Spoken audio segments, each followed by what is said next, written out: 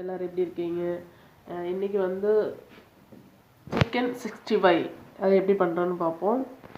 நான் நாட்டுக்கோழி தான் எடுத்து வச்சுருக்கேன். நாட்டுக்கோழி ஒரு 400 கிராம் மட்டும் இருக்கும். அதை எடுத்து வச்சுருக்கேன். மிளகா பொடி 2 ஸ்பூனோட்ட போட்டுக்கலாம். மஞ்சள் பொடி ஒரு 4 ஸ்பூனோட்ட போட்டிருக்கேன். மைதா வந்து 1 ஸ்பூன் போட்டிருக்கேன். அரிசி மாவு 1 ஸ்பூன். இஞ்சி பூண்டு பேஸ்ட்டு 1 ஸ்பூன். சால்ட் தேவையான அளவு. பெப்பர் ஒரு அரை லெமனில் அதில் பாதி.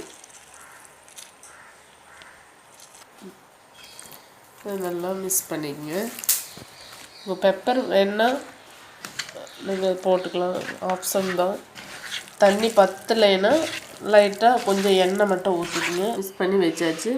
நீங்கள் ஒன்றில் கூட நல்லா ஊற வைக்கலாம், அந்தளவுக்கு உங்களுக்கு டேஸ்ட்டும் வரும். ஓகே, இப்போ நல்லா ஊற வைக்கலாம். இப்போ வந்து நல்லா 1 ஹவர் ஆட்டாக ஊறிடுச்சுங்க. இப்போ வந்து நம்ம ஃப்ரை பண்ணலாம். இப்போ வந்து நல்லா ஃப்ரை பண்ணலாம். நல்லா எண்ணெய் காஞ்சிருக்கணும். இப்போ வந்து போட்டாச்சு. அது வந்து அப்படியே வேகட்டுங்க. அப்புறம் திருப்பி போட வேண்டாம். அது ஒரு பக்கம் வெந்தோடனே அப்புறம் மறுபடியும் திருப்பி போடணும். இல்லைன்னா அதில் இருக்கிற மசாலா எல்லாம் எண்ணெயில் வந்து மிக்ஸ் ஆயிடும். அப்புறம் 1 சைடு வெந்துடுச்சு. நீ திருப்பி போட்டுக்கலாம். கவனமாக போட்டுக்கோங்க.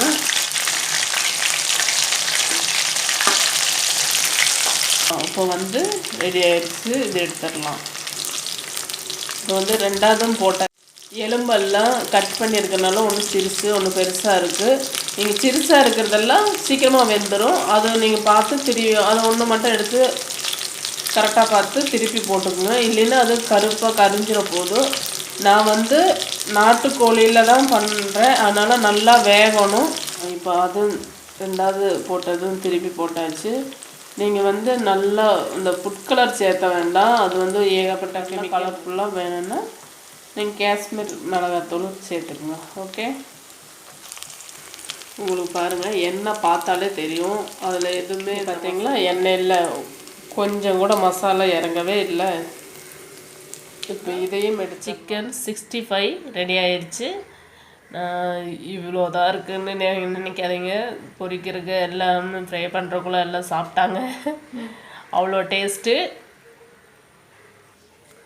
நீங்களும் இதே மாதிரி சமைச்சு சாப்பிடுங்க. ஓகே ஃப்ரெண்ட்ஸ், பாய்.